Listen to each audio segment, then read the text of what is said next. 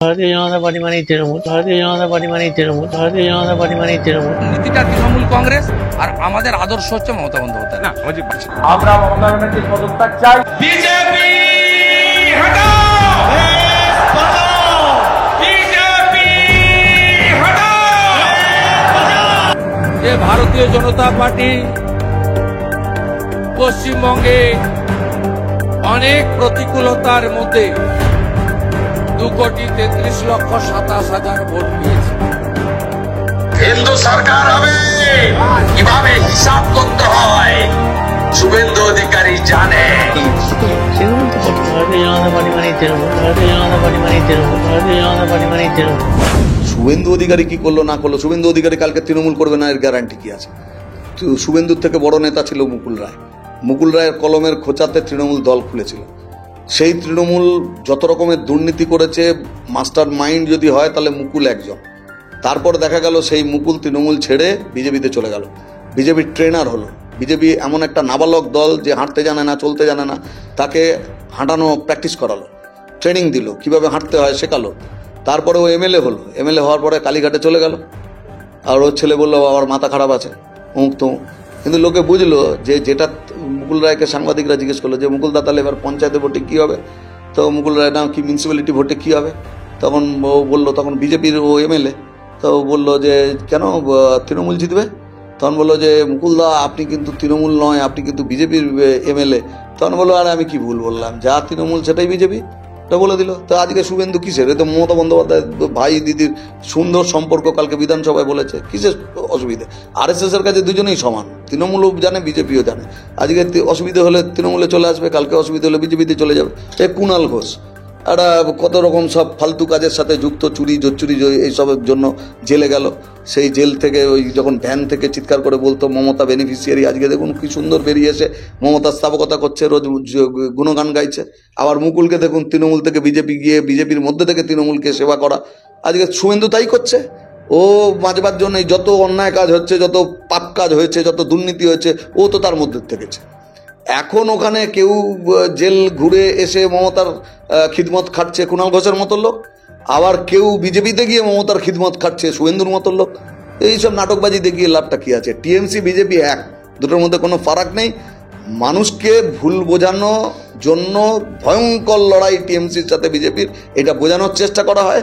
তার জন্য হাতি ঘোড়া সাপ ব্যাং যা পায় তাই দেখায়, আর বছরের পর বছর এটা চলতে পারে না মানুষকে বিপন্ন করে। কাজে এই দুটো এক, এই দুই শক্তির বিরুদ্ধে আমাদের লড়তে হবে। এই কারণে বলা হচ্ছে আপনারা হিন্দু মুসলমান ছাড়া এই চ্যানেলের কোনো কাজ নেই। 24 ঘন্টা ধরে লাগাতার মাসের পর মাস, বছরের পর বছর যদি মানুষের মগজের মধ্যে এই ঘৃণা ঢোকানো হয়, তখন মানুষ, এই ঘৃণার একটা নেশা আছে, তখন মানুষ তার জীবন জীবিকা, রুটি রুজি, অভাব এগুলো নিয়ে ভাবে না। তখন তার কাছে মনে হয় শত্রুটা বোধহয় আমার বাড়ির পাশে থাকা মুসলমান লোকটা। মুসলমানের মনে হতে পারে যে আমার বাড়ির পাশে থাকা হিন্দুরা বোধহয় আমার জীবনের সমস্যা। আসলে এদের দুজনের জীবনের সমস্যা টিএমসি আর বিজেপি। ইমাম ভাতাটা চালু করলো কেন? একটা নির্দিষ্ট লক্ষ্যে চালু করলো, তো ঠিক এর উল্টো প্রতিক্রিয়া তো হিন্দুদের মধ্যে হবে। তাহলে ও এবং বিজেপি দুজনে মিলে পরিকল্পিতভাবে এমন কর্মসূচি নিল যে কর্মসূচির মধ্যে দিয়ে হিন্দু ভোট বিজেপির দিকে যায়, মুসলমান ভোট তৃণমূলের দিকে যায়। আরও গভর্নমেন্ট চালাচ্ছে। কাজে হিন্দু ভোটের পুরোটাই যাতে বিজেপিতে না যায়, তার জন্য কম্পিটিটিভ কমিউনালিজমের দিকে গেল। কে বড় হিন্দু টানাটানি শুরু হলো। ও গঙ্গা আরতি শুরু করবার জন্য প্রজেক্ট নিল। ও পুরীতে এই জগন্নাথ মন্দিরের ও মতো দীঘাতে মন্দির তৈরি করবার দিকে গেল। এখানে গঙ্গাসাগরের এখানে প্রায় মন্দির হাব তৈরি করবার দিকে গেল। গভর্নমেন্টের খরচে এই সমস্ত যখন হতে থাকলো, তখন বিজেপি বলল এ তো আমার প্রজেক্ট, তুমি নিচ্ছ কেন? তাহলে একদিকে ওরা বড় স্প্যানে হিন্দু মুসলমান ভাগ করে ভোটের বিন্যাস করলো। মমতা তার পার্টিকে জেতানোর জন্য এবারে বলা শুরু করলো, হিজাবটা লাগালো না, পুরোহিতদের ভাতা দিল। তারপরে বলল যে আমি ব্রাহ্মণ সন্তান, আমি আমার বাড়িতে সব রকমের পুজো হয়। তারপরে ও মঞ্চে দাঁড়িয়ে বক্তৃতা করবার মধ্যে দিয়ে সরস্বতী পুজোর মন্ত্র, অমুক পুজোর মন্ত্র, সেগুলো বলতে থাকলো। তার মানে আমি হিন্দু, তাহলে কে বড় হিন্দু? শুভেন্দু সুকান্ত এরা বড় হিন্দু, আরএসএস বড় হিন্দু, বিজেপি বড় হিন্দু, না তৃণমূল বড় হিন্দু? তারও প্রতিযোগিতা থাকলো। বিবেকানন্দ শিকাগো বক্তৃতাতে তাই বলা হয়েছে। কিন্তু এখানে যেটা হিন্দুত্ব বলে বলা হচ্ছে, সেটা সাভারকারের আমদানি করা একজন ট্রেইটার, ব্রিটিশের কাছে মুচলেকা দেওয়ার লোক, জীবনে কখনো ব্রিটিশের বিরোধিতা করবে না যে বলে আমাকে জেল থেকে ছাড়াও। ক্ষুদিরাম যখন ফাঁসির দড়ি গলায় পড়ছে, তখন তার থেকে বয়সে কিঞ্চিত বড় সাভারকার ব্রিটিশের কাছে নতজানু হয়ে ক্ষমা ভিক্ষা করছে।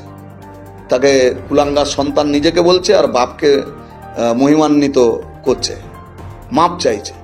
সেই লোকের প্রজেক্ট হচ্ছে এইটা, যা আরএসএস হিন্দু মহাসভা ব্যবহার করে।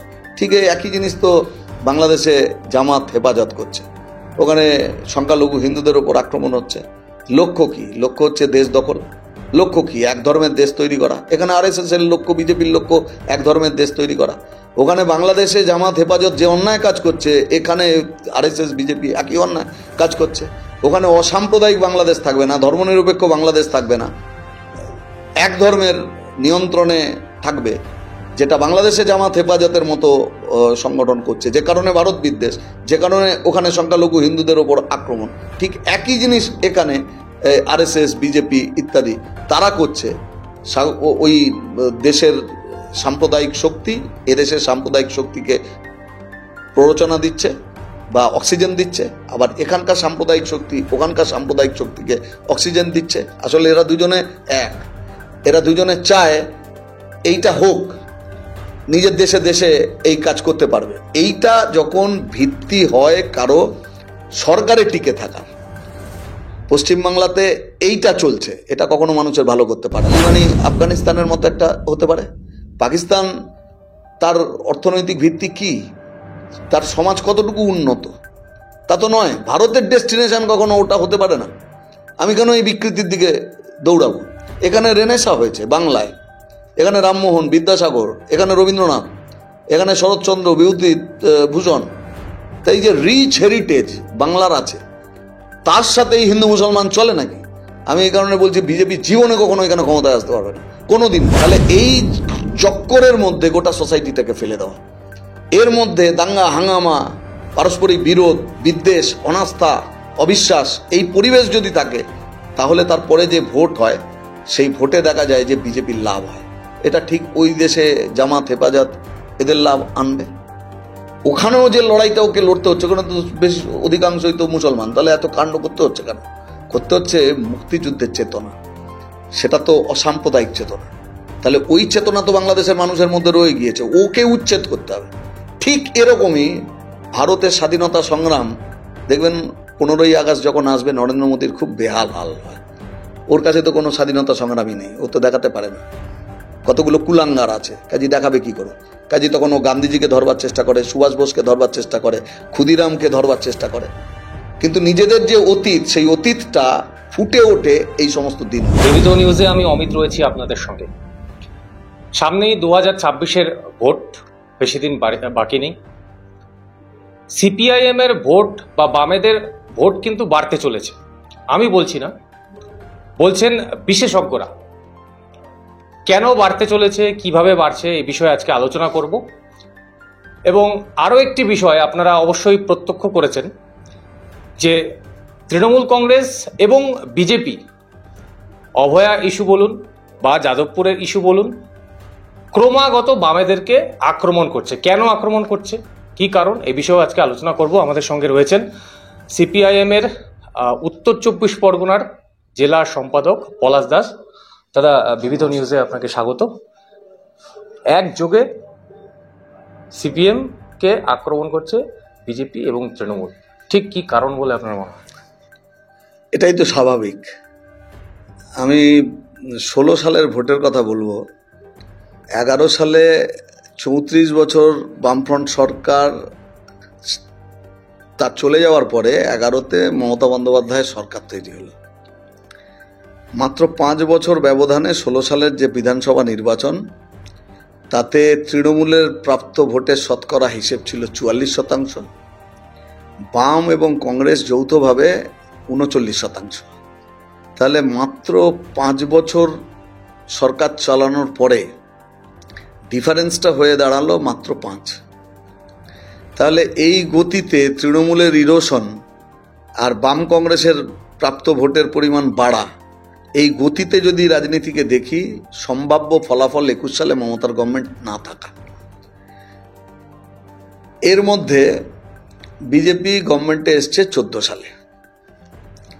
এটা যে কেউ জানে যে 14 সালে এখানে কিছু ভোট তারা বাড়তি পেয়েছিল। 16 সালের নির্বাচনে সেই ভোট অধিকাংশটাই বিজেপি হারিয়ে ফেলে। ওদের 17% ভোট ছিল, 10% ভোট চলে গেল। তাহলে রাজ্য রাজনীতিতে বিজেপি একটা বড় ফ্যাক্টর ছিল না। তাহলে মমতাকে যদি থাকতে হয়, তৃণমূলের এই নৈরাজ্যের রাজত্ব যদি চালাতে হয়, তাহলে বিরুদ্ধের ঘাড়ে নিঃশ্বাস ফেলা বাম এবং কংগ্রেসের মিলিত যে সমর্থন, এইটা ইনট্যাক্ট থাকলে হবে না। এটা বেড়ে যাবে, ও হেরে যাবে। তাহলে এটাকে ভাঙার দরকার হয়ে পড়ে। এই ভাঙার দরকারটা কিভাবে সম্ভব?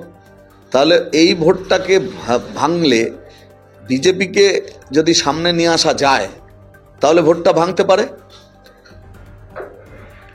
বিজেপির দিক থেকেও এটা একই রকমভাবে ইন্টারেস্টের জায়গাটা এটা যে গোটা দেশে বিজেপির যা শক্তি আছে। এবার বিজেপি অন্যান্য জায়গাতে সে কমতে পারে, তাহলে তাকে নতুন জায়গা খুঁজে বার করতে হবে যেখানে সে বাড়তে পারে। অন্য জায়গায় কমাটা, নতুন জায়গায় বাড়া, তা দিয়ে মিটবে। পশ্চিমবাংলায় সেখানে বিজেপির উপস্থিতি নেই, তাহলে এই উপস্থিতি মানে একটা গুরুত্বপূর্ণ ব্যাপার তাদের কাছে। এখানে বামপন্থীরা দীর্ঘকালীন সরকার চালিয়েছে, আদর্শগতভাবে আরএসএসের মূল বিরোধ সেটা হচ্ছে বাম আদর্শের প্রতি। তাহলে এটা একটা তাদের কাছেও একটা ব্যাপার যে পশ্চিমবাংলায় যে কোনোভাবে তাদের উপস্থিতি ঘটানো।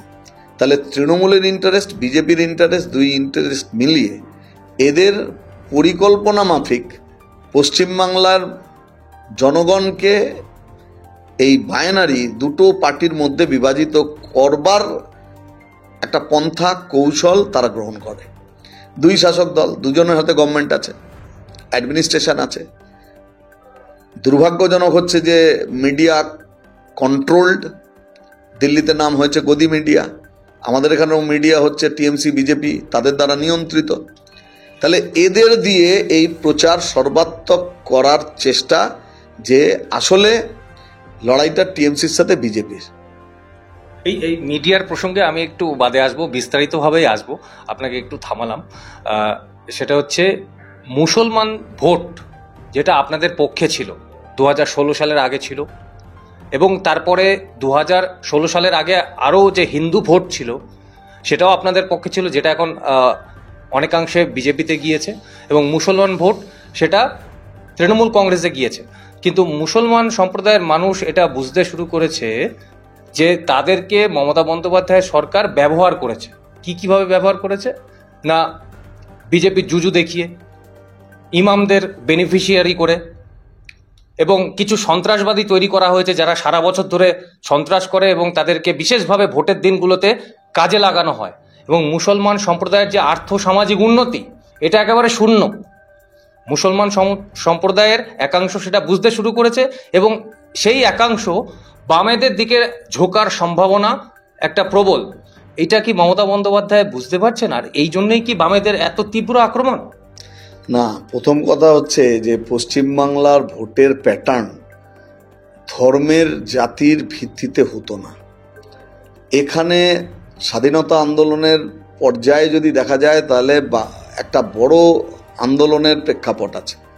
সেখানে কংগ্রেসের নেতৃত্বে যেমন অসহযোগ আন্দোলন হোক বা আইন অমান্য আন্দোলন হোক, যে একটা কংগ্রেসের নেতৃত্বে একটা স্বাধীনতা আন্দোলনের ধারা থেকেছে। আবার একইভাবে সশস্ত্র অভ্যুত্থানের মধ্যে দিয়ে দেশকে স্বাধীন করতে হবে, অগ্নিযুগের বীর বিপ্লবী তারা সশস্ত্র অভ্যুত্থান এবং সেই অনুযায়ী যুগান্তর, অনুশীলন ইত্যাদি তার মধ্যে থেকেছে। আরেকটা গুরুত্বপূর্ণ ধারা সংযোজিত হয় বাংলায়, তা হলো কমিউনিস্ট আন্দোলনের ধারা। গোটা দেশেও নানান জায়গায় ছিল। এইটা ছিল ভারতের স্বাধীনতা সংগ্রামে পশ্চিমবাংলা বা বাংলার, তখন পশ্চিম না, গোটা বাংলারই একটা গুরুত্বপূর্ণ অবদান। এর পরবর্তী সময়ে স্বাধীন ভারতে একেবারে স্বাধীনতার আগে আগে তেভাগার লড়াই, তারপরে দেশ স্বাধীন হওয়ার পরবর্তীকালে শ্রমিকদের লড়াই, কৃষকদের লড়াই, উদ্বাস্তু মানুষের লড়াই, ছাত্রদের লড়াই, কর্মচারীদের লড়াই, শিক্ষকদের লড়াই, একটা ঝোড়ো উত্তাল আন্দোলনের সময়ের মধ্যে দিয়ে পশ্চিমবাংলা চলেছে। তখন এখানে আরএসএস খাতা পাতা খুলতে পারে, বিভাজনের রাজনীতি এখানে ছিল না। তাহলে এখানের রাজনীতির মূল জায়গা ছিল ক্লাস, শ্রেণী, গরিব মানুষ, মধ্যবিত্ত মানুষ, বড় লোক, জমিদার, জোতদার ইত্যাদি। এখানে ল্যান্ড রিফর্ম হয়, মানুষের হাতে জমি যায়, গ্রামীণ গরিব মানুষ তারা জেগে ওঠেন। পঞ্চায়েতের ব্যবস্থা, ত্রিস্তর পঞ্চায়েতের ব্যবস্থা, যেটা মডেল হয় গোটা দেশের ক্ষেত্রে, আজকে সেটা লুটেরাদের হাতে চলে গিয়েছে। জমি হাঙররা সেই জমিগুলোকে গিলে খাচ্ছে। কৃষি ভয়ঙ্কর সংকটের মধ্যে পড়ে গিয়েছে, গ্রামে কাজ নেই, অথচ গ্রামীণ যে বাজার, গোটা ভারতের সব থেকে বড় গ্রামীণ বাজার তৈরি হয়েছিল বাংলায়, যার উপরে ভিত্তি করে আমাদের পরবর্তী পদক্ষেপ ছিল লেফটেন্যান্ট গভর্নমেন্টের শেষ সময়ে, সেটা হলো ইন্ডাস্ট্রিয়ালাইজেশন। যে যা না করলে আমাদের এই নতুন প্রজন্ম, অসংখ্য ছেলে মেয়ে, তাদের কাছে কর্মসংস্থানের সুযোগ হাজির করা যাবে না। এখন 16 সালের ভোটের পরে এই যে বললাম যে ভোটটাকে ভাগ করতে হবে, সেখানে বিজেপির উত্থান, ওই ভোটটা ভেঙে যদি ঘটানো যায়, তাহলে যে 39 মাত্র 5% ডিফারেন্সে দাঁড়িয়ে আছে, এই 39কে যদি ভেঙে দেওয়া যায়, তাহলে দুটো টুকরো যদি 25-30-এর মধ্যে থাকে, 40কে 20-20 ভাগ করে দেওয়া হলো, তাহলে যেটা হবে, মমতার পার্টি সে 50-এর কাছাকাছি ভোট পাবে, আর বাকি যে 50 থাকলো, সেই 50-এর মধ্যে 25, 30-20, 25-25 এরকম একটা জায়গায় যদি থাকে, তাহলে লক্ষ লক্ষ ভোটে এক একটা কনস্টিটিউয়েন্সিতে জেতা যায়। কিন্তু এই বিভাজনটা ঘটানো যাবে কি করে? মানুষ যদি গরিব মানুষ, মধ্যবিত্ত মানুষ, বড়লোক মানুষ, এই যে শ্রেণীগত তার অবস্থান, তার জীবনের দুঃখ কষ্ট, জীবন জীবিকা, রুটি রুজি, বেকারি, দারিদ্র্য, মূল্যবৃদ্ধি, এগুলো যদি বিষয় হয়, তাহলে তো এইভাবে ভাগ করতে গেলে সেটা তো বামপন্থীদের পক্ষে যাবে। তাহলে এখানে এলো social engineering, micro social engineering, আরএসএসের ভাবনা, এবং সেটাকে তৃণমূল ব্যবহার করলো। দুজনে মিলে এবার তৈরি হলো সেটা হলো যে হিন্দু মুসলমানে ভাগ করা। সেখান থেকে এই ইমাম ভাতা, সেখান থেকে হিজাবের ঢং, মমতা বন্দ্যোপাধ্যায় যে একটা কমিউনিটির কাছে বার্তা দেওয়া যে আমি তোমাদের পাশে আছি, আমি তোমাদের রক্ষাকর্তা। এবার ওর মনের মধ্যে আশঙ্কা তৈরি করবার জন্য বিজেপিকে সামনে নিয়ে আসতে হবে। বিজেপিকে সামনে নিয়ে আসা হলো, বিজেপিও একই রকমভাবে সেই এক্সপোজার দিতে থাকলো। তার ফলে হলো যে মাইনরিটি কমিউনিটির মধ্যে বিজেপিকে নিয়ে ভয়, ভীতি, আশঙ্কা থাকবে। এই যে শুভেন্দু কালকেও বিধানসভায় যা কথা বলেছে, এই কথাগুলো শুনলে একজন সাধারণ মানুষের মনের মধ্যে বিজেপি সম্পর্কে ভয়, ভীতি তৈরি হবে। এইটাকে মমতা ক্যাপিটালাইজ করবার চেষ্টা করলো। মমতা ব্যানার্জিও নামিয়ে দিয়েছে হুমায়ুন কবির। এতে আমি একই কথা বললাম যে ও ইমাম ভাতাটা চালু করলো কেন? একটা নির্দিষ্ট লক্ষ্যে চালু করলো, তো ঠিক এর উল্টো প্রতিক্রিয়া তো হিন্দুদের মধ্যে হবে। তাহলে ও এবং বিজেপি দুজনে মিলে পরিকল্পিতভাবে এমন কর্মসূচি নিল, যে কর্মসূচির মধ্যে দিয়ে হিন্দু ভোট বিজেপির দিকে যায়, মুসলমান ভোট তৃণমূলের দিকে যায়। আরও গভর্নমেন্ট চালাচ্ছে, কাজে হিন্দু ভোটের পুরোটাই যাতে বিজেপিতে না যায়, তার জন্য কম্পিটিটিভ কমিউনালিজমের দিকে গেল। কে বড় হিন্দু টানাটানি শুরু হলো। ও গঙ্গা আরতি শুরু করবার জন্য প্রজেক্ট নিল। ও পুরীতে এই জগন্নাথ মন্দিরের মতো দীঘাতে মন্দির তৈরি করবার দিকে গেল। এখানে গঙ্গাসাগরের এখানে প্রায় মন্দির হাব তৈরি করবার দিকে গেল। গভর্নমেন্টের খরচে এই সমস্ত যখন হতে থাকলো, তখন বিজেপি বলল, এ তো আমার প্রজেক্ট, তুমি নিচ্ছ কেন? তাহলে একদিকে ওরা বড় স্প্যানে হিন্দু মুসলমান ভাগ করে ভোটের বিন্যাস করলো। মমতা তার পার্টিকে জেতানোর জন্য এবারে বলা শুরু করলো, হিজাবটা লাগালো না, পুরোহিতদের ভাতা দিল। তারপরে বলল যে আমি ব্রাহ্মণ সন্তান, আমার বাড়িতে সব রকমের পুজো হয়। তারপরে ও মঞ্চে দাঁড়িয়ে বক্তৃতা করবার মধ্যে দিয়ে সরস্বতী পুজোর মন্ত্র, অমুক পুজোর মন্ত্র, সেগুলো বলতে থাকলো। তার মানে আমি হিন্দু। তাহলে কে বড় হিন্দু? শুভেন্দু, সুকান্ত এরা বড় হিন্দু? আরএসএস বড় হিন্দু? বিজেপি বড় হিন্দু? না তৃণমূল বড় হিন্দু? তারও প্রতিযোগিতা থাকলো। তাহলে ওখান থেকেও কিছুটা খাবলা নেওয়া।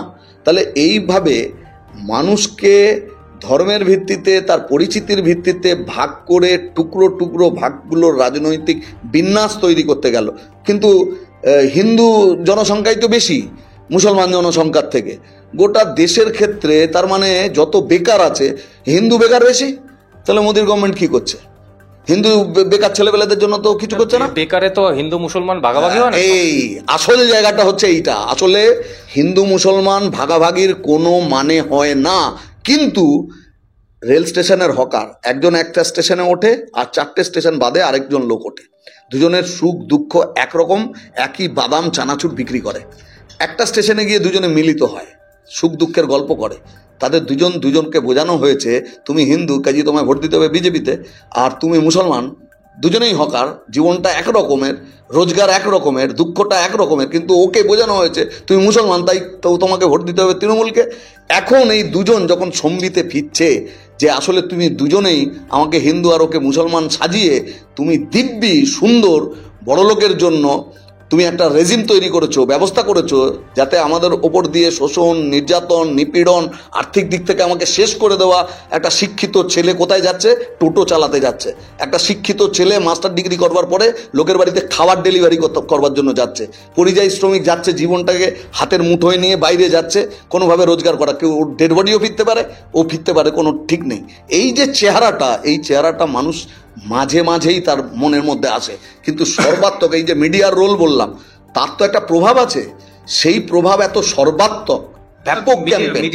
শেষ করে নি 24 ঘন্টা ধরে লাগাতার, মাসের পর মাস, বছরের পর বছর যদি মানুষের মগজের মধ্যে এই ঘৃণা ঢোকানো হয়, তখন মানুষ, এই ঘৃণার একটা নেশা আছে, তখন মানুষ তার জীবন জীবিকা, রুটি রুজি, অভাব এগুলো নিয়ে ভাবে না। তখন তার কাছে মনে হয় শত্রুটা বোধহয় আমার বাড়ির পাশে থাকা মুসলমান লোকটা। মুসলমানের মনে হতে পারে যে আমার বাড়ির পাশে থাকা হিন্দুরা বোধহয় আমার জীবনের সমস্যা। আসলে এদের দুজনের জীবনের সমস্যা টিএমসি আর বিজেপি। এদের দুজনের জীবনের সমস্যা হচ্ছে আদানি আর আম্বানির কোভিড পিরিয়ডেও হাজার হাজার কোটি টাকা তাদের মুনাফা তৈরি হচ্ছে। এদের দুজনের কাছে সমস্যাটা হচ্ছে রেল বেসরকারিকরণ হচ্ছে, ব্যাংক বেসরকারিকরণ হচ্ছে। এই দুজনের কাছে সমস্যা হচ্ছে আমাদের কোনো ছেলে মেয়েদের চাকরি বাকরি, কোনো ভবিষ্যৎ নেই, এরা লুট করছে। আমাদের কাছে সমস্যা হচ্ছে পঞ্চায়েত থেকে পৌরসভা লুট হয়ে যাচ্ছে। এইটা যাতে মানুষের মনের মধ্যে না আসে, তার জন্যই তার পরিচিতি নিয়ে তাকে বিভাজিত করবার পন্থা কৌশল নিচ্ছে। এটা যত দিন যাচ্ছে কতদিন চলে, একই কুমির ছানা বেশি দিন দেখানো যায় না। তার ফলে কি হয়? রিয়ালিটি ভার্সেস ইলিউশন, বাস্তব আর তুমি যেটা বোঝানোর চেষ্টা করছো সেটা বিভ্রম। ওটা বাস্তব না, কাল্পনিক, কল্পনা। ওটার সঙ্গে বাস্তবের সংঘাত হয়, মগজের মধ্যে সংঘাত হয়, বাস্তব পরিস্থিতির মধ্যে সংঘাত হয়, সংসার চালানোর যে কঠিন অবস্থা তাতে সংঘাত হয়। তখন মানুষ বুঝতে থাকে যে এই দুটোই আমার শত্রু। আর তখন রাস্তাটা কি? লড়াইয়ের রাস্তা হচ্ছে বামপন্থা, বামপন্থীরা। তখন তারা পুরনো সময়ের সঙ্গে রিলেট করবার চেষ্টা করেন, ছোটরাও বড়দের কাছ থেকে শোনবার চেষ্টা করেন। এইটাকে মেনে নিতে পারেন না, কারণ তার জীবনটা শেষ হয়ে যাচ্ছে এদের দুজনের জন্য। তাদের কোনো কথা বিধানসভায় আলোচনা হলো না, আলোচনা হলো মানে ধর্মকে নিয়ে দুজনে খেলা করলো। তাই এগুলো কি মানুষ কি সব নির্বোধ? তা তো না, মানুষ তো বুঝছেন। তার ফলে এই বোঝবার জায়গা থেকেই এদেরকে বিদায় দেওয়ার জায়গাটাও মানুষের মনের মধ্যে তৈরি হচ্ছে। এবং এই ভবিতব্যের সামনে টিএমসি বিজেপিকে দাঁড়াতে হবে। এবারই তো মোদি চলে যাচ্ছিল, প্রায় এত কিছু করবার পর গভর্নমেন্ট প্রায় ভগবান বানিয়ে ফেললো নিজেকে, যে আমি বায়োলজিক্যাল বাবা মা আমার নেই, তা ও ভগবানের সন্তান। মানে এ তো হিটলাররা এইসব কথাই বলেছিল, জাতির পরিত্রাতা, মাসিহা। তো এগুলো হচ্ছে ও চরম দক্ষিণপন্থা, স্বৈরাচারের লক্ষণ। মানে ফ্যাসিস্ট ক্যারেক্টারের যে বৈশিষ্ট্যগুলো, সেই বৈশিষ্ট্যগুলোর মধ্যে এটা। গড়পড়তা সাধারণ মানুষ যারা না, মমতা দেবী তুল্য, মোদি দেবতার মতো, চিমটি কাটলে এদের লাগবে না, এমন একটা ব্যাপার। তাহলে মানুষ এদেরকে ভয় ভক্তি সমীহ করবার জায়গায় যাবে, তার পায়ের তলায় পড়ে থাকবার মতো জায়গায় যাবে। এরা সব সমস্যার সমাধান করে দিতে পারে, কিন্তু এরা যে অতলান্ত দুঃখের জন্য দায়ী, এটাও তো মানুষের জীবনে উঁকি মারে। অল্প বয়সী ছেলে মেয়েদের যখন ভবিষ্যৎটা ধ্বংস হয়ে যাচ্ছে, তাদের মনের মধ্যে এটা আসে না, কৌতূহল জাগে না? সে লেখাপড়া শিখছে, তার বোধ বুদ্ধি তৈরি হচ্ছে, সে তো বোঝে কোনটা কি। আর এইখানটা ভয় পাওয়ার কারণের জন্যই ওরা সিপিআইএম পার্টিকে এরকম আক্রমণ করছে, বামপন্থীদের আক্রমণ করছে, বাম অতি বাম এই সমস্ত কথা বলছে।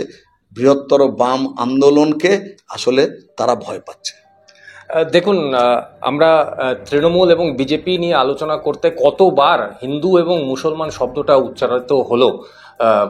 হয়তো আপনার গুণে শেষ করতে পারবেন না।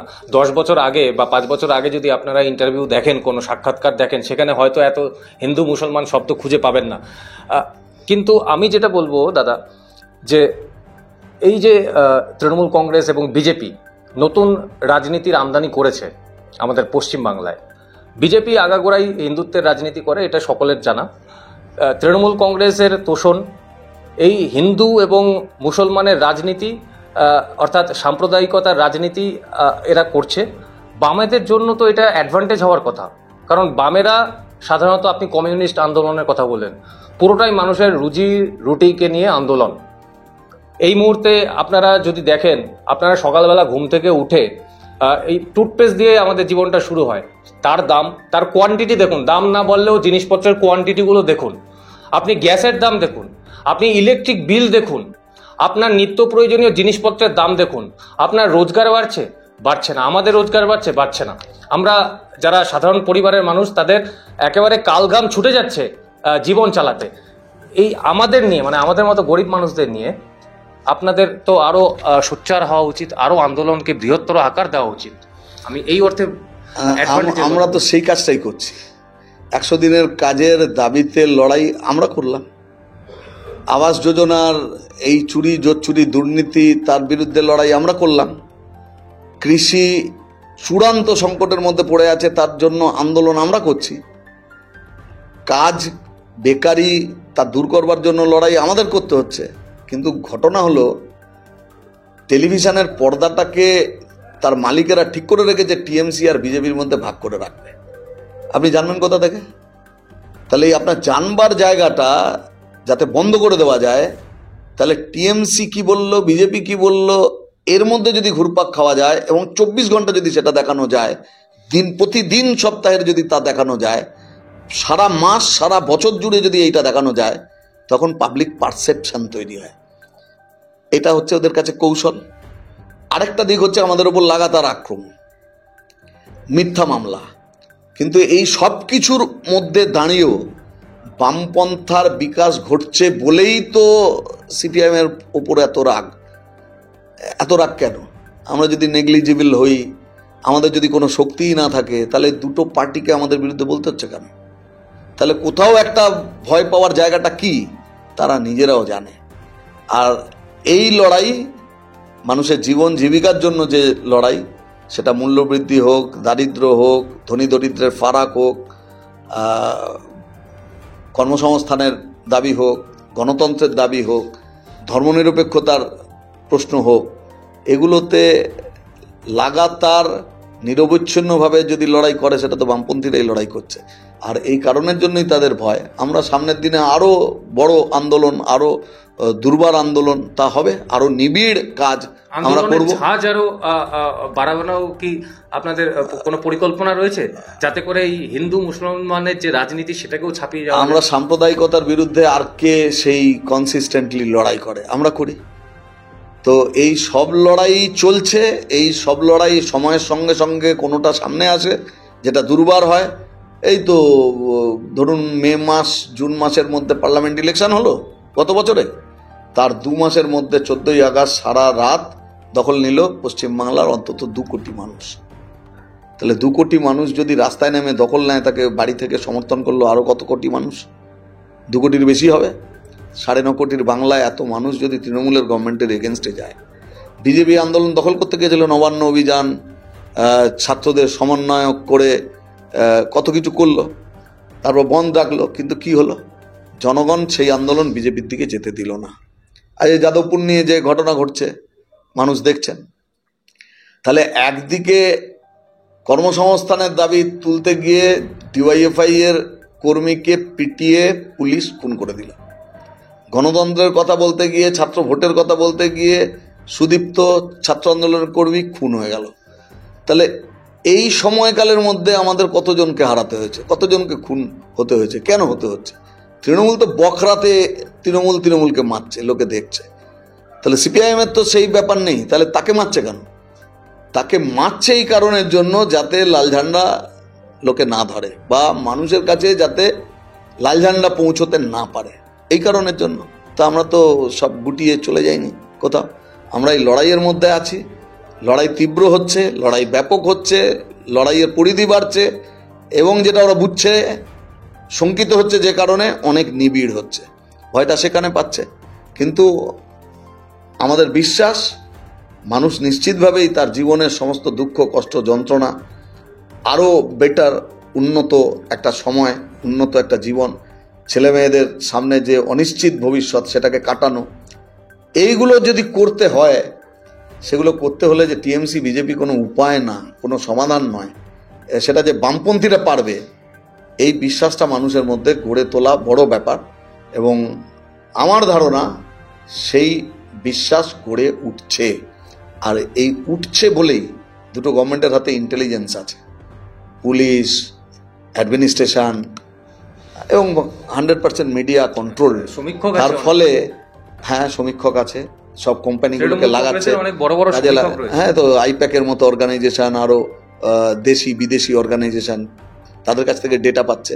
চারিদিকের ইনফরমেশন থেকে ওরা নিশ্চিত হচ্ছে যে এই দুয়ের বাইনারি পলিটিক্স যেটা করতে চাইছে, সেটা ভেঙে যাচ্ছে। আরও একটা বিষয়, সেটা হচ্ছে বিজেপির শুভেন্দু অধিকারী এখন মুখ, তৃণমূল কংগ্রেস থেকে এসে এখন বিজেপিতে মুখ, হিন্দুত্বের একেবারে ধ্বজা ওড়াচ্ছেন। এই শুভেন্দু অধিকারীও হয়তো বুঝতে পারছেন যে এই বারবার তিনি যে 2,33,00,000 ভোটারের, হিন্দু ভোটারের কথা বলছেন, তাদের মধ্যেও অনেক ভোটারই রয়েছে যারা নিজেদের হিন্দু, তারা নিজের ধর্মে বিশ্বাস অবশ্যই করে, কিন্তু পরধর্মের প্রতি তাদের একটা সম্মান রয়েছে। এই যে বাইনারি তৈরি করা হচ্ছে এবং ক্রমাগত মুসলমান সম্প্রদায়ের উপর আক্রমণ করছেন শুভেন্দু অধিকারী, মোল্লাতন্ত্র থেকে শুরু করে একাধিক বক্তব্য, তাদের এটা ভালো লাগছে না। সেই ভোটটাও বামেদের দিকে ঝোঁকার সম্ভাবনা বেশি। আমি বলছি যে এই হিন্দুত্ব আর হিন্দু ধর্ম এক না। হিন্দুত্ব হচ্ছে একটা পলিটিক্যাল এজেন্ডা, যে পলিটিক্যাল এজেন্ডার মধ্যেই আছে বিভাজনের বীজ।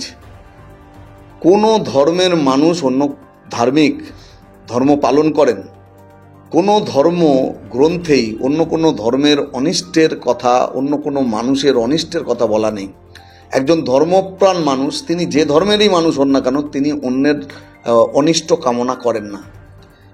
হিন্দু ধর্মও তাই, ইসলামও তাই, বৌদ্ধ ধর্মও তাই, খ্রিস্টান ধর্ম তাই, একই, সব ধর্মের মূল কথা এক। বিবেকানন্দ শিকাগো বক্তৃতাতে তাই বলা হয়েছে। কিন্তু এখানে যেটা হিন্দুত্ব বলে বলা হচ্ছে, সেটা সাভারকারের আমদানি করা একজন ট্রেইটার, ব্রিটিশের কাছে মুচলেকা দেওয়া লোক, জীবনে কখনো ব্রিটিশের বিরোধিতা করবে না যে বলে আমাকে জেল থেকে ছাড়াও।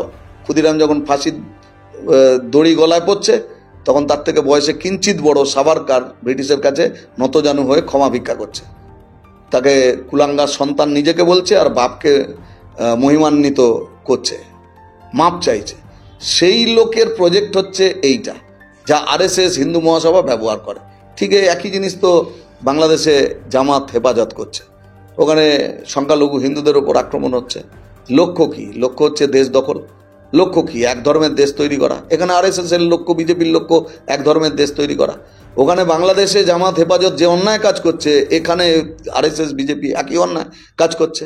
ওখানে অসাম্প্রদায়িক বাংলাদেশ থাকবে না, ধর্মনিরপেক্ষ বাংলাদেশ থাকবে না, এক ধর্মের নিয়ন্ত্রণে থাকবে, যেটা বাংলাদেশে জামাত হেফাজতের মতো সংগঠন করছে, যে কারণে ভারত বিদ্বেষ, যে কারণে ওখানে সংখ্যালঘু হিন্দুদের ওপর আক্রমণ। ঠিক একই জিনিস এখানে আরএসএস, বিজেপি ইত্যাদি তারা করছে।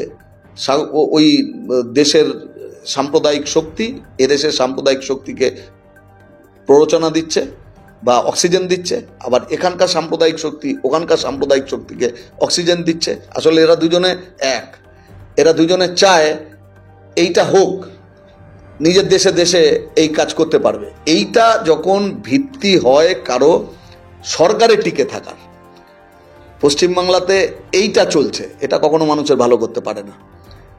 সব মানুষ তাকে আইনের চোখে সমান অধিকার, আমাদের ভারতের সংবিধান তাই। ধর্ম, জাতি, বর্ণ, লিঙ্গ নির্বিশেষে ভারতের সমস্ত নাগরিকের সমান অধিকার আছে। তাহলে এটাই তো কনস্টিটিউশনাল রাইট। এটা হতে পারে যেখানে যদি ডেমোক্রেসি থাকে, এটা হতে পারে যদি ধর্মনিরপেক্ষ ক্যারেক্টার থাকে। তাহলে এইটাকে বাদ দেওয়ার দিকে যাচ্ছে, সেটা কি হবে? তালিবানি আফগানিস্তানের মতো একটা হতে পারে? পাকিস্তান তার অর্থনৈতিক ভিত্তি কি, তার সমাজ কতটুকু উন্নত তা তো নয়। ভারতের ডেস্টিনেশন কখনো ওটা হতে পারে না। আমি কেন এই বিকৃতির দিকে দৌড়াবো? এখানে রেনেসা হয়েছে বাংলায়, এখানে রামমোহন, বিদ্যাসাগর, এখানে রবীন্দ্রনাথ, এখানে শরৎচন্দ্র, বিভূতিভূষণ। তাই যে রিচ হেরিটেজ বাংলার আছে, তার সাথে এই হিন্দু মুসলমান চলে নাকি? আমি এই কারণে বলছি বিজেপি জীবনে কখনো এখানে ক্ষমতায় আসতে পারবে না, কোনোদিন না। আপনি বাংলাদেশের সাম্প্রদায়িকতার কথা বললেন, আপনি আমাদের ভারতবর্ষে হিন্দু সাম্প্রদায়িকতা বিজেপি যেটা করছে সেই কথা বললেন। মুসলমান সম্প্রদায়ের মধ্যেও মৌলবাদীরা রয়েছে, এটাও তো মানতে হবে। সংখ্যাগুরু সাম্প্রদায়িকতাবাদ সংখ্যালঘু সাম্প্রদায়িকতাকে উস্কানি দেয়, প্ররোচনা দেয়, তাকে বড় করে। এটা তো তার লাভ। ওইটার জন্যই তো ওই উদাহরণটা দিলাম যে ওখানে যে সাম্প্রদায়িকতা, সেই সাম্প্রদায়িকতাটা হচ্ছে সংখ্যাগুরু সাম্প্রদায়িকতা। পৃথিবীর যে কোনো দেশে সংখ্যাগুরু সাম্প্রদায়িকতা বেশি বিপজ্জনক। 7% হিন্দু আছে বাংলাদেশে। তাহলে এই সংখ্যাগুরু সাম্প্রদায়িকতা আর উল্টো দিকে সংখ্যালঘু সাম্প্রদায়িকতা কি এক প্যারামিটারে ওজন করা যাবে? দুটোর গ্র্যাভিটি একদম আলাদা, নিকেশ করে দিতে পারে। এই যে প্যালেস্টাইন 48,000 লোককে মেরে ফেললো। জুডাইজম দায়ী না, তাই হচ্ছে জায়নিজম। ইহুদি ধর্ম একটা ধর্ম, সেই ধর্মের গভীরেও যদি যাওয়া যায় সেটা অন্য কোনো ধর্মের অনিষ্ট কামনা করে না, কিন্তু জুডাইজম নয়। যখন জায়নিজম হয় তখন ওটা একটা পলিটিক্যাল প্রজেক্ট, যে প্রজেক্টের কারণের জন্য প্যালেস্তিনীয় মানুষদের নিকেশ করবার দায়িত্ব তারা নিচ্ছে। এখানেও তাই সংখ্যাগুরু সাম্প্রদায়িকতার উত্থান, উন্মেষ, বিকাশ ঘটানোর জন্য তারা প্রভোগ করে সংখ্যালঘু সাম্প্রদায়িকতা তৈরি হোক। এই কারণে বললাম যে সাম্প্রদায়িক শক্তির পারস্পরিক মিলন আছে, তারা একসাথে কাজ করে, পরস্পরের পরিপূরক। তাহলে এখানে মুসলিম দের মধ্যে ফান্ডামেন্টালিস্ট শক্তি, সেটার এগোনো, সেটা ফুলে ফলে বিকশিত হওয়ার সুযোগ আরএসএস তৈরি করে। এটা তৈরি হলে আরএসএস এর সংখ্যাগরিষ্ঠ হিন্দুদের এককাট্টা করতে সুবিধা হবে।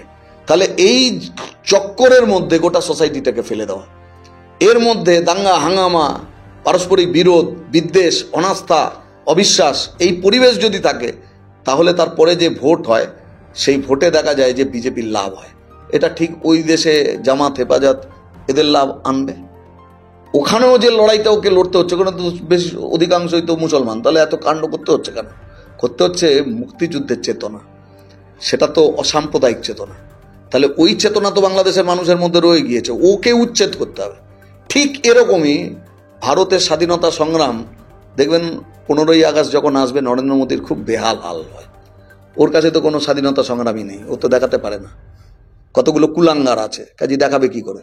কাজী তখন ও গান্ধীজিকে ধরবার চেষ্টা করে, সুভাষ বোসকে ধরবার চেষ্টা করে, ক্ষুদিরামকে ধরবার চেষ্টা করে, কিন্তু নিজেদের যে অতীত, সেই অতীতটা ফুটে ওঠে এই সমস্ত দিনগুলোতে। তাহলে এখানে ভারতে বাংলায় কিছু করতে গেলে এই যে পাস্ট, তার যে হেরিটেজ, তার ঐতিহ্য, সেই ঐতিহ্যটাও মনে রাখতে হবে। বাংলাদেশে সাম্প্রদায়িক শক্তিকে লড়াই করতে হচ্ছে বাংলাদেশের অসাম্প্রদায়িক ধর্মনিরপেক্ষ মুক্তিযুদ্ধের চেতনার সঙ্গে। ভারতে স্বাধীনতা সংগ্রামের যে চেতনা, আইডিয়াজ অফ ইন্ডিয়া, স্বাধীনতা সংগ্রাম থেকে যা উঠে এসছে ভারত কেমন হবে, এর সাথে লড়াই করতে হচ্ছে এই হিন্দুত্ববাদী শক্তি তাদের। কাজেই হিন্দু ধর্মের কোনো ব্যাপার না, হিন্দুত্ব এটা আমদানিকৃত, ম্যানুফ্যাকচার্ড একটা বিষয়, যেটা আরএসএস গ্রহণ করে সাভারকারের কাছ থেকে তত্ত্বগতভাবে। সেইটাই তারা আজকের দিনেও তাকে প্রয়োগ করবার চেষ্টা করছে। সেইটা প্রয়োগ করতে গেলে সংখ্যালঘু সাম্প্রদায়িকতার উত্থান ঘটাতে হবে, অন্য দেশের সাম্প্রদায়িক শক্তি তাকে কাজে লাগাতে হবে। এই সবটাই করবার মধ্যে দিয়ে ন্যারেটিভ তৈরি করো, যাতে মানুষকে ধর্মের ভিত্তিতে, পরিচিতির ভিত্তিতে ভোটের অঙ্কে পরিণত করা যায়। তার উপরে দাঁড়িয়ে টিএমসি, বিজেপি অবস্থান করতে পারে, কিন্তু এইটা দীর্ঘকাল চলতে পারে না। মানুষের জীবন বিপর্যস্ত হবে, ছেলে মেয়েদের সমস্ত ভবিষ্যৎ নষ্ট হয়ে যাবে, অন্তহীন সমস্যার মধ্যে মানুষ থাকবে, আর বছরের পর বছর তুমি শুধু হিন্দু মুসলমানকে লড়িয়ে দেবে। এইটা দীর্ঘকাল চলতে পারে না। তার ফলে কি মুসলমান কি হিন্দু উভয় সম্প্রদায়ের গরিব মানুষ, মধ্যবিত্ত মানুষ, তাদের মনের মধ্যে একটা সংঘাত তৈরি হবে, আমাদের বোকা বানানোর চেষ্টা করা হচ্ছে, আমাদেরকে ক্রীড়নকে পরিণত করবার চেষ্টা করা হচ্ছে, আমাদের দাবার বোড়েতে পরিণত করবার চেষ্টা করা হচ্ছে, মিথ্যে লড়াইয়ে আমাদেরকে নামিয়ে দেওয়া হচ্ছে, আর দিয়ে দুধের ওপর থেকে ক্রিমটা অন্য লোকে খেয়ে চলে যাচ্ছে। এইটা হতে পারে না। এটাকে বদলাতে হবে আমাদের নিজেদের জীবনের জন্য, ভবিষ্যতের জন্য, আমাদের সন্তানদের ভবিষ্যতের জন্য। আর সেটা করতে গেলে টিএমসি বিজেপি দুয়ের বিরুদ্ধে দাঁড়াতে হবে। বামপন্থা ছাড়া বিকল্প কোনো রাস্তা নেই। এরাই প্রকৃতভাবে মানুষের জন্য একটা উন্নত সমাজ তৈরি করবার লক্ষ্যে এগোতে পারে। দেখুন, আরও একটা বিষয়, এই ভোটের অঙ্ক কষতে গিয়ে এবং সাম্প্রদায়িকতার রাজনীতি করতে গিয়ে আরও একটা বিষয় অন্তরালে চলে যাচ্ছে, সেটা হলো আমাদের রাজ্যের আইন শৃঙ্খলার অবনতি। আমি যেহেতু বেলঘরিয়ার ছেলে, আমি ডানলপে সেদিনকে বাস স্ট্যান্ডে অপেক্ষা করছিলাম, দীর্ঘ সময় বাস আসছিল না। একজন ভদ্রমহিলা সেখানে বসেছিলেন, তার মেয়েকে তিনি টিউশনে পড়াতে দিতে এসছেন এবং বারবার সময় জিজ্ঞাসা করছে। আমি বললাম, কোনো সমস্যা হয়েছে? তখন উনি বললেন, না, আমার মেয়েটা ক্লাস 8-এ পড়ে, এখানে টিউশন পড়তে এসছে, 2 ঘন্টা ধরে আমি বসে আছি, কখন শেষ হবে সেই জন্য সময়টা জিজ্ঞাসা করছি। মানে তার মেয়েকে টিউশনে পড়তে দিয়েও তিনি শান্তিতে নেই। আইন শৃঙ্খলা, এটাও এই ধর্মীয় রাজনীতির অন্তরালে চাপা পড়ে যাচ্ছে। ধর্মনিরপেক্ষতা আর গণতন্ত্র এই দুটো কিন্তু পরস্পর সম্পর্কযুক্ত বিষয়। একটা দেশ ধর্মনিরপেক্ষ থাকবে না, সেই দেশে গণতন্ত্র থাকতে পারে না। আর একটা নীতিহীন সাম্প্রদায়িক কর্মকাণ্ডের সঙ্গে পরোক্ষ প্রত্যক্ষভাবে যুক্ত থাকা একটি দল তৃণমূল, সেটার মধ্যে কোনো ন্যায় নৈতিকতার কোনো উপস্থিতি প্রথম থেকেই ছিল না। এটা একটা নৈরাজ্যের শক্তি, আগমন ঘটেছে তার মধ্যে দিয়ে, কোনো ন্যায় নীতি নৈতিকতা ছিল না। আজকে ও যে অবস্থান নিয়েছে, এই বিজেপির সাথেই তো ছিল একটা সময়। চূড়ান্ত নৈরাজ্য এখানে তৈরি করেছে, মাওবাদীদের সঙ্গে গিয়ে কিছু না হলেও 350 লোককে খুন করেছে জঙ্গলমহলে। তৃণমূল মাওবাদী যৌথ উদ্যোগে হয়েছে, রং বেরঙের রাজনৈতিক দল তার পাশে থেকেছে, বিজেপি তার পাশে থেকেছে সেই সময়। তারপরেও বুঝেছে যে এখানে গভর্নমেন্টে আসতে গেলে বিজেপির হাত ধরে করলে সংখ্যালঘু ভোটটা থাকবে না, গুজরাটের ঘটনা ইত্যাদি। কিন্তু বাইরে সব কিছুতেই তৃণমূল বিজেপির সঙ্গে থেকেছে, এখানে সেই এটা করানোর চেষ্টা করেছে। তো এখন এই যে রেজিমটা তৈরি করলো, একটা নৈরাজ্যের মধ্যে থেকে আসা, কোনো ন্যায় নীতি নৈতিকতা বিহীন একটা দল একটা মাফিয়া রাজ তৈরি করতে পারে। মাফিয়া রাজই তৈরি করেছে, ওপর থেকে নিচ পর্যন্ত যত রকমের চুরির ইনোভেশন আছে সেই ইনোভেশন দেখিয়েছে। মানে ট্যাবের টাকাও কি করে নেওয়া যায়, লক্ষ্মীর ভাণ্ডারের টাকা কিভাবে সাইফন করা যায়। তাহলে এরা প্রতিটি কর্মসূচি নিয়েছে, সেটা একটা রাস্তা তৈরি হোক, একটা ড্রেন হোক, অথবা কন্যাশ্রী হোক, অথবা লক্ষ্মীর ভাণ্ডার হোক, সর্বত্র কি করে এই টাকার থেকে একটা বিরাট অংশ টাকা নিজেদের কাছে আনা যায় তার বন্দোবস্ত করেছে। নিয়োগ ফিয়োগ সব বন্ধ, যা নিয়োগ হয়েছে দুর্নীতির, বিপুল পরিমাণ টাকা, হাজার হাজার কোটি টাকা, গরু কয়লা বালি নিয়োগ, কত রকমের রেশন বাদ নেই। মন্ত্রিসভার একটা বড় অংশ ঢুকে গেছে জেলে, জেল থেকে বেরিয়ে গাঁদা ফুলের মালা পরে আবার মঞ্চে বসছে, কেউ মন্ত্রী, কেউ এমএলএ এমপি থাকছেও। সিবিআই ম্যাক্সিমাম এনকোয়ারি করছে, কিন্তু সিবিআই কোনোদিন এদের শাস্তি দেওয়ার জায়গায় যাবে না। টিএমসি বিজেপির বোঝাপড়া এটাই। এবং তার সাথে সাথে শ্লীলতাহানি, আবাস যোজনার টাকা পাইয়ে দেওয়ার নামে শ্লীলতাহানি। এই রকম পরিবেশ যদি তৈরি হয়, একটা মাফিয়া রাজত্ব, দুর্নীতি, গোটা অ্যাডমিনিস্ট্রেশনটাকে করাপ্ট প্র্যাকটিসের মধ্যে নিয়ে আসা, পুলিশকে দলদাসের ভূমিকায় নিয়ে যাওয়া, তাহলে লুম্পেন দুষ্কৃতি এদের একটা রাজ প্রতিষ্ঠিত হওয়ার পরে বড় বড় নেতারা সকলে যদি দুর্নীতির মধ্যে থাকে, এরকম একটা রেজিম যদি তৈরি হয়, সেখানে তো আইন শৃঙ্খলা থাকতে পারে না। সব টার্গেট হয় মেয়েরা, তার ফলে মেয়েদের ওপর অত্যাচার, নারী নির্যাতন, শ্লীলতাহানি, রেপ, খুন বেড়ে যাচ্ছে। এবং তাতেও কি শাস্তি হচ্ছে না।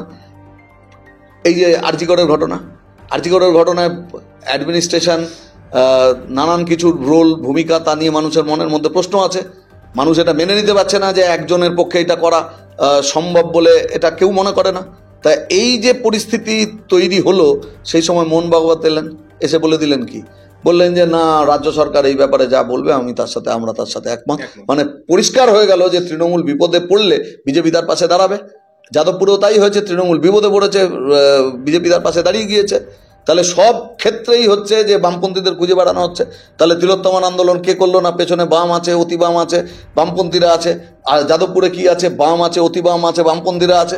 তাহলে কোনোভাবে দুটো জায়গাতেই একইভাবে মানুষকে আবার বিভাজনের দিকে নিয়ে যাওয়া যায় কিনা তার চেষ্টা করা, এদের দেশদ্রোহী তকমা দিয়ে দেওয়া যায় কিনা তার চেষ্টা করা, এগুলো মানুষ দেখেছে। ঐতিহাসিক কৃষক আন্দোলনের ক্ষেত্রেও দেখেছে, এখানে এই সমস্ত মুভমেন্টের ক্ষেত্রেও দেখছে যে এই দুজনে মিলে যে রেজিম দিতে পারে সেটা নাশকতার, সেটা গণতন্ত্রহীন অবস্থা, দুর্নীতিগ্রস্ত একটা চেহারা, একটা মাফিয়া রাজত্ব।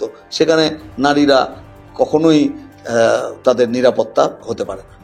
একদম শেষ প্রশ্নে আসবো দাদা, ছোট্টর মধ্যে একটা উত্তর নেবো। সেটা হচ্ছে আবারও একটা বাইনারি ছবি দেখা যাচ্ছে, বাইনারি তৈরি করার চেষ্টা। ভবানীপুর বিধানসভা কেন্দ্র, সেখানে মমতা বন্দ্যোপাধ্যায়ের বিরুদ্ধে শুভেন্দু অধিকারী, তাকে দাঁড় করানোর একটা বিষয় সামনে আনা হচ্ছে।